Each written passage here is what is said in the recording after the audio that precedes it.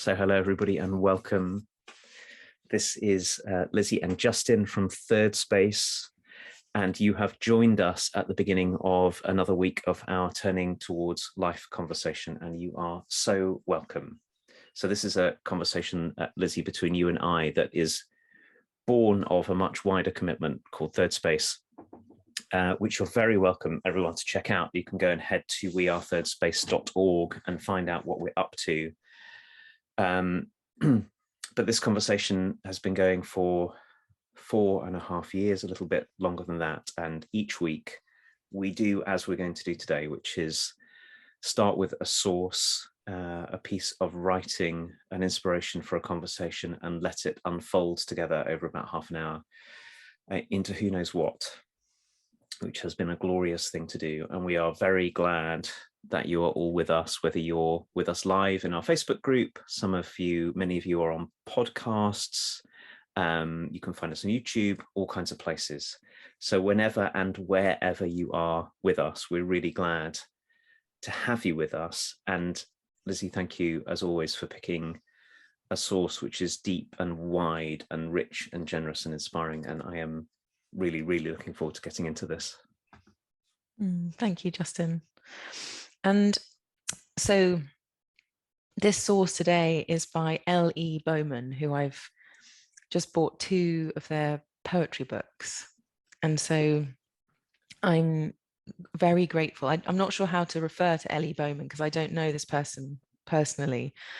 But if you are listening and you would prefer a more familiar name than L.E. Bowman, you can let us know and we will refer to you by the more familiar name that you would wish, and or L.E. Bowman. But just to say thank you for writing this, thank you for your work in the world. Sometimes these things, Justin, get to the person who wrote the source, and I know that for most people for whom that happens, it's a really lovely experience to feel the processing of their inspiration for us. So anyway, huge thanks to all of this body of work. It's so beautiful. And also just to say something about why I chose this. So I'm in Scotland at the moment in a place called the Findhorn Foundation, which has all kinds of different cultures, traditions, religions, spiritualities, practices inside of it. And at the moment, there's a focus on the kind of mysticism of Easter, the mysticism of the process of death and resurrection and the liminal space between the 2 places, and what it means to follow the process in ourselves of rebirth and transition, and when old ways become unfamiliar to us now and we don't know what the new way is, and yet there is a new way that often becomes born. And so I wanted to bring something today, and I just happened to have this in my little selection of sources. I'm sure you have as well, Justin, where you kind of have a little bank of them. And it felt like today this was a kind of honoring of what it means for something to be reborn, something to come into life that hasn't been here before. And this poem seemed like a really beautiful expression of that, which feels like an important part to celebrate of being human, which is that new possibilities can arise, new things can happen, new things can be born. And I'm sitting here surrounded by beautiful daffodils that were invisible a few weeks ago. And I really feel faithful to that part of life where something can spring forth, something can become that we can't yet see. And so that's what this poem feels to me like it's about. So I'm going to read and then we'll see where we unfold into, Justin. So here we go. The birth of new life is something to behold. But have you ever witnessed a revival? Have you seen a person meet themselves after years apart, hands touching through a mirror, eyes locked together, a smile so strong it echoes? Have you ever watched a person breathe after drowning? Deep gulps of air that lungs welcome with shouts of finally, finally, finally. Have you ever witnessed the moment soul sinks into body, the calm when mind and heart look at each other with love instead of longing? Have you ever placed your hand on your chest and with absolute clarity been able to say, what was lost is now found?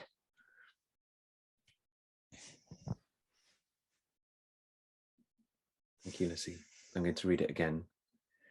And just before I do, to say, for all of you who are with us, you can always find these sources. We have a lovely website, turningtowards.life, and we post the source on our Facebook group and with the show notes for the podcasts and all of that.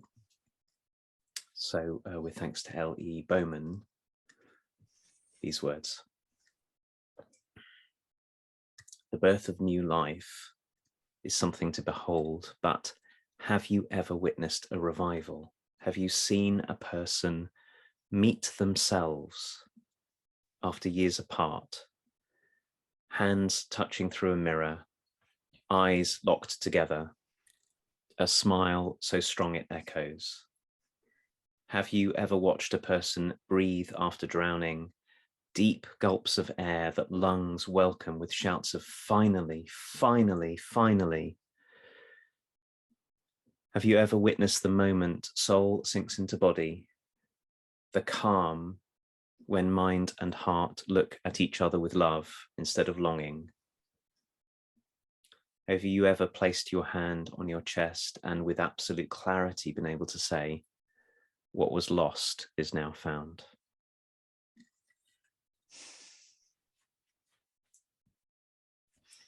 Thanks, Justin. My goodness, as you're reading, Justin, I found myself kind of tracking back and feeling the feelings of the times that this has happened to me in my own body, where suddenly a freedom dawns or something clunks in or something dies and a new piece of me gets born. And I think the thing that's most moving about it for me is that there's nearly always been people there. Like I don't think I've really ever been able to do this on my own. Like and also witnessing in the privileged position I'm in, where I get to witness people working together as well, witnessing those moments when someone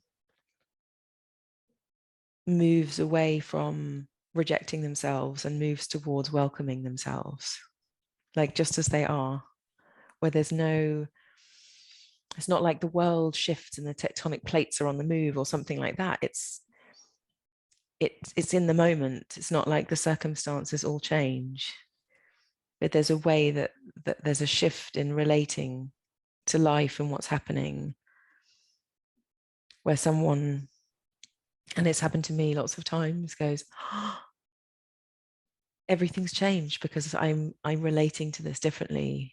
I understand it differently. I'm welcoming myself, a part of myself maybe that I didn't think was welcome here. And you don't seem to be rejecting me. Like, those are my biggest moments. It's like I dare to bring my most shameful, horrible something. And then nobody runs. Nobody in that situation I'm in says, you are now cast out, when I thought that was going to be the thing that did it. Those for me are the moments of like, oh, more of me is welcome than I thought it was. You know, the fact that I lied, or the fact that I did something that was manipulative, or that I had a motive that wasn't really very good. And then I tell someone and they say, well, yeah, like that's what humans do sometimes, but it doesn't, you know, that's a part of you that doesn't make you all bad. And so I'm feeling the importance of celebrating these times, these moments, and the fact that this is possible, that we can be in the kind of places that enable us to relate appropriately to our humanness, so that we can feel welcome, that we can feel like we belong somewhere. Yeah, I'm really with you, Lizzie. I was, gosh, so many things happening for me as you were talking. But one was I was feeling deeply into the kind of work that you and I do and that we teach together, which gets called coaching. Such a big part of what Thirdspace is up to is this, ends up being this word, coaching. And people often rightly say, so what will happen if I work with a coach? Will I go faster? Will I jump higher? Will I be able to do this, that, and the other? And sometimes the answer to all of those things is yes, of course. But what mostly happens, and what it's mostly for, I think, is really beautifully expressed in your words in here, which is that the outcome of working with someone who is prepared to welcome us in the way that you're saying and to help us welcome ourselves is that we find ourselves, and this is the line which really moved me. So the whole poem moves me, but have you ever placed your hand on, no, just before, the calm when mind and heart look at each other with love instead of longing. So, you know, that seems to me, I know this so much in myself, that so much of my suffering and stuckness comes from exactly the dynamic of a kind of longing rather than love. If only I could bring these parts of me together. I don't always have words for it. Something's been split apart from something else. Something's not welcome. There's no place for, as you say, the parts of me that want to manipulate or lie or cheat, or the parts of me that want to jump for joy or yell or run, or, and so there's an inner dynamic of longing, and longing always has in it the presence of absence. You know, when we long for something, it's because the something we long for isn't available to us. And so much of what we are is here and available to us when the things that Ellie Bowman has written so beautifully in this poem happen, when we are able to turn towards the parts of us that we've held away with love and include them. That, it seems to me, no matter what anybody we're working with in a coaching relationship or a coaching program is working on, which might be shifting some relationship or becoming more skillful at something, whatever, at the heart of it is this. So you said how important it is. We don't all know that we don't all have this around us all the time, but how important it is to find those around us who, when we bring ourselves to one another and I say, Lizzie, look, this is what I'm feeling, or this is what I did, or here's how I tripped up, or here's a big mistake I made, that you can go, I get it, because you're human. Let's include it. Let's look at it together. We really need those. And it's a big part of what coaches can do, of course, but it's also a big part of what anyone can do for anyone else. So we really need that. But the other thing that's been really present for me is I was feeling this as you were speaking.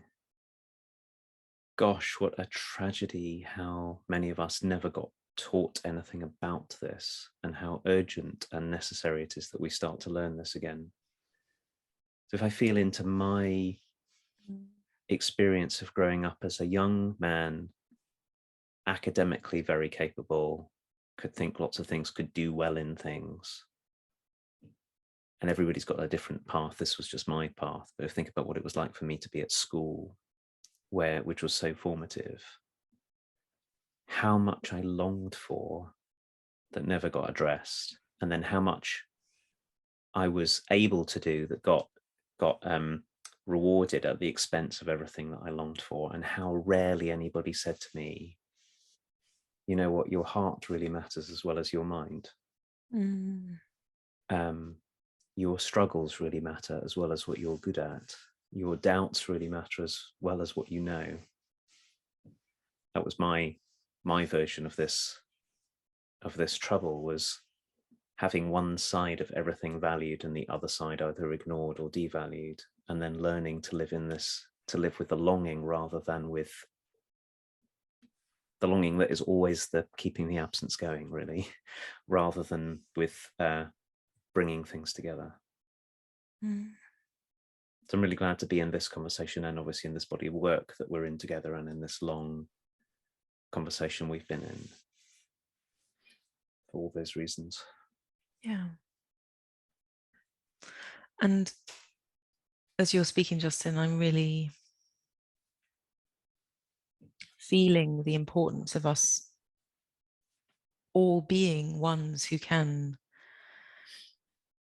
say yes to whatever is in front of us, whoever is in front of us, and whatever is in the person in front of us that's arising. And God, like so many times, I feel like it's hard to make this link, but in this last line, have you ever placed your hand on your chest and with absolute clarity been able to say what was lost is now found?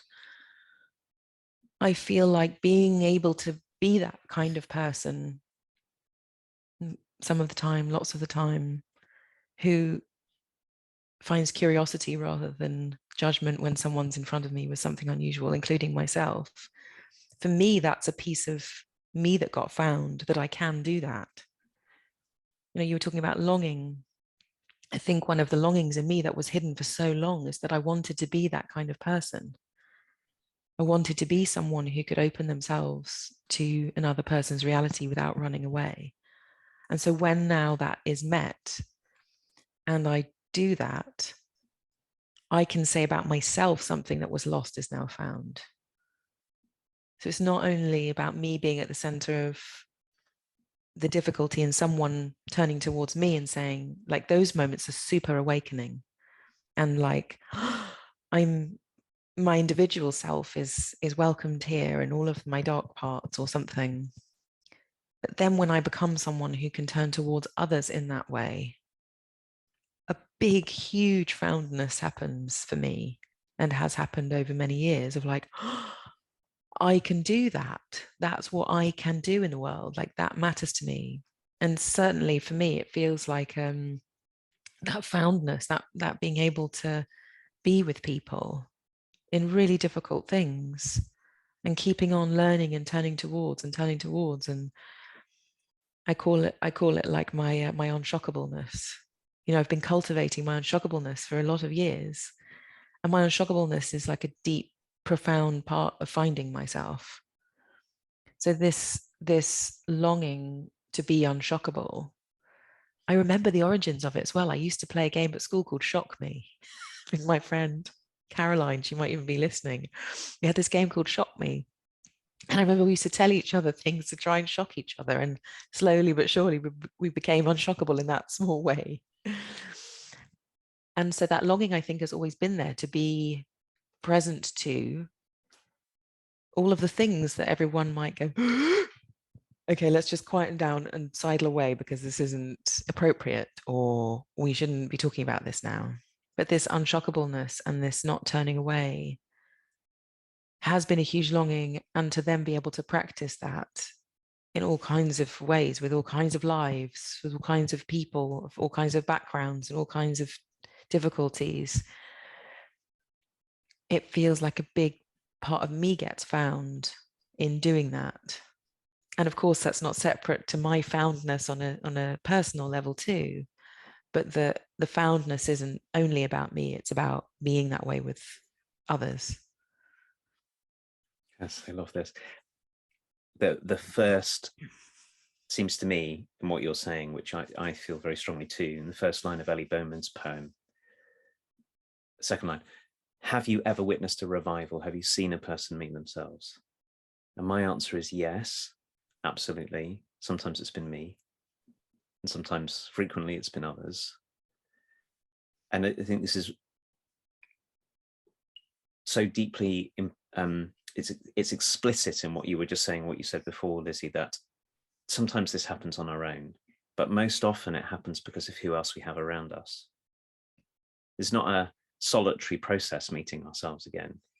It's really helped by having people around us who are willing to be the ones who meet us no matter what, and who have been practicing meeting themselves, of course, and they've been practicing meeting themselves because they found others who helped them meet themselves. It's a giant social endeavor.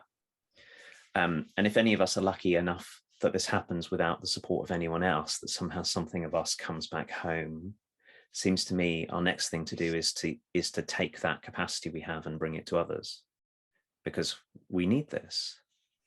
And I love your story about you and Caroline playing the Shock Me game, because I think if I compare with myself,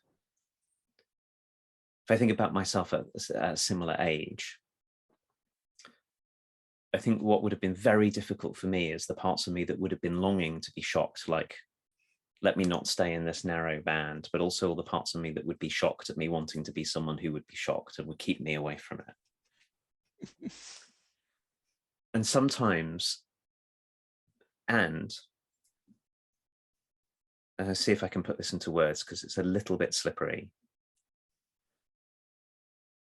There's a way in which we can learn to be with what might shock us. So you could tell me something you did that ordinarily I would have some kind of strong judgment about, or, oh my goodness, or I can't talk about that, and learning to be with it.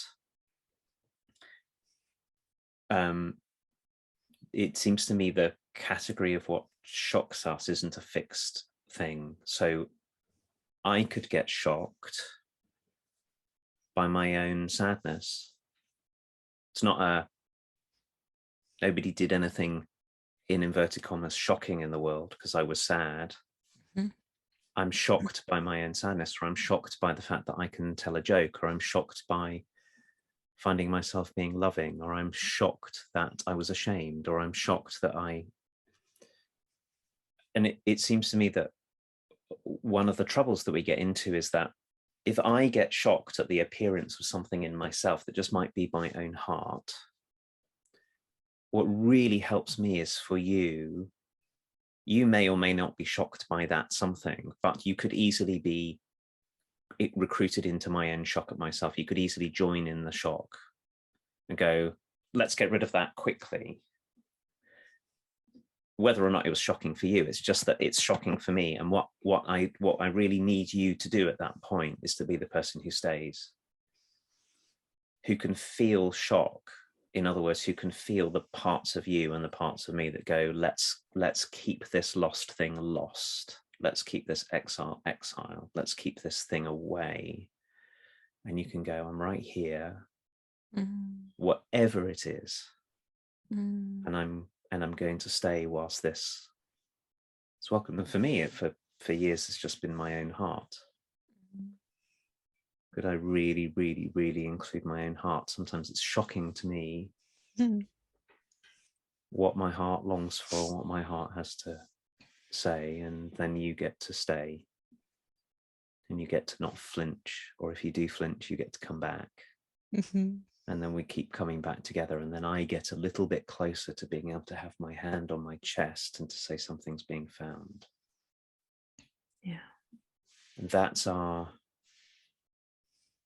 work with one another, because it's hard sometimes to see how much in us has been shocked away.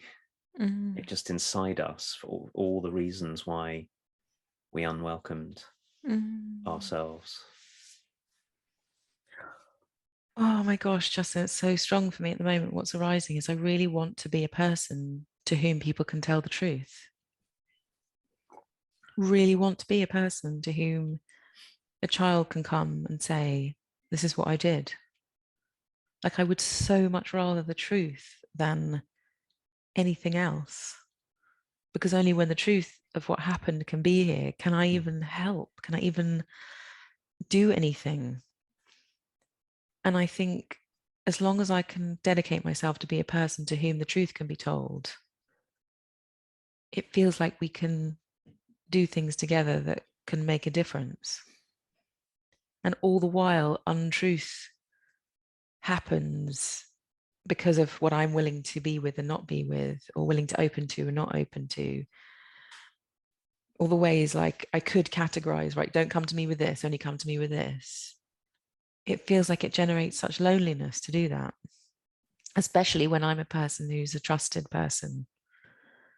And so I feel this in this conversation, this renewed, like the lungs saying, finally, finally. I can feel a clunking in me of like, yes, that's my that's one of my vows in life, is to be a person to whom the truth can be told. And if I can be a person to whom the truth can be told, all kinds of possibilities for working things out, of finding a way, of not being alone, of feeling trust. It feels like a very, very serious vow, actually, to me. And in order for me to be able to do that,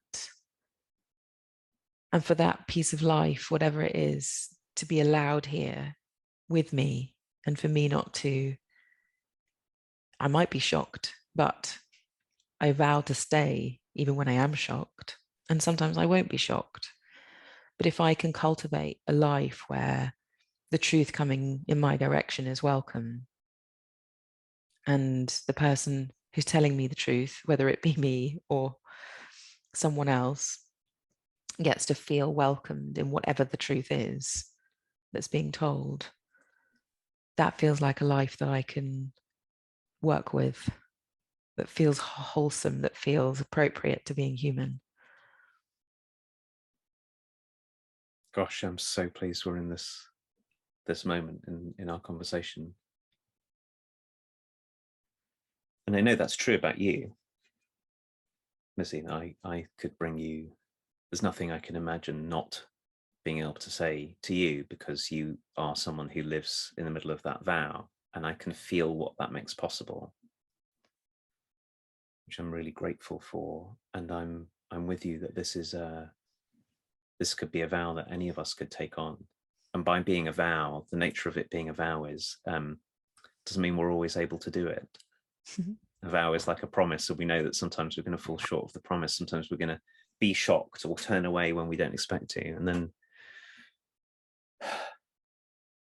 it's such a lovely circle back to the words of Ellie Bowman, because it seems to me that this poem is about truth. You know, when we breathe after drowning deep gulps of air, that we say, finally, it's because we've come to some inclusion of something in ourselves that had been held away. And what is untruth other than the holding away of something that is? The truth is a reflection of what is. And it's why also this thing that I'm feeling into about how we all need to do this for one another, because in order for me to be someone, and I feel joyful and deeply committed to the same vow, it's becoming more and more clear to me that the work of being a human in the world is this, and particularly any of us who want to be of support to anyone else in any scale, whether it's a coach or a parent or a friend or a partner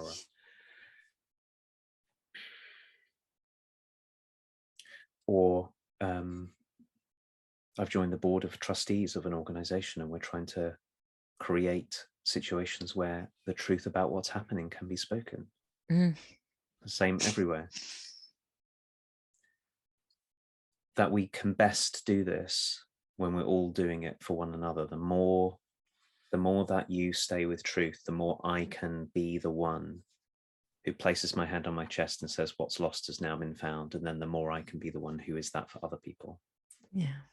So it's not a solo project. It amplifies in ourselves and between ourselves as we attend to it. And also, I could feel this when you said this. I think we humans are deeply oriented towards truth. When we can tell the truth and we can hear what's true, something in us goes, finally. But it's really easy to build a life, a family, a community, a society, a country, a world around anything but that, because it's also tender and it's also raw and it's also alive and it's also creative and it also breaks the rules and it also opens new possibilities, and it also, so we, as we can see in the world around us, we can build entire edifices of untruth where we are made to be, where we get further and further away from ourselves. And we feel a weird kind of safety in getting further away from ourselves, even as we feel this giant longing instead of love. So we feel fear instead of love. Yeah. So this conversation is renewing clarifying my commitment to this and to how our truthfulness with one another is right at the heart of our recovering ourselves. You said before, Justin, something like this is a social, I don't know, like a social movement or a social construct or something. It feels to me like this is a social skill almost that I really want to be in the world. Like, as in, if we could have, you said earlier, it's kind of really sad that we didn't get taught this. My question that I'm finding now is like, well, what could we do to make this ordinary kind of truth telling, listening, being with one another in this kind of openness and inclusion of whatever is here? How do we embed that in the world? How do we have this as a practice, as a thing that we do ordinarily with one another, with our neighbors, with the person that we meet in the street, with our friends, with our family? What would it take for the world to kind of think this was normal, to listen to one another intently and kindly and warmly, and allow whatever is here to be here, and to have it acknowledged and validated? I just wonder what that looks like on a grand scale, and how vital that might be to life. And I don't know what we do about that. I know we do that on a small scale, Justin. We do this and we do other things, but the scale that's needed is huge. And so I'm left really wondering about what that might be and how that happens.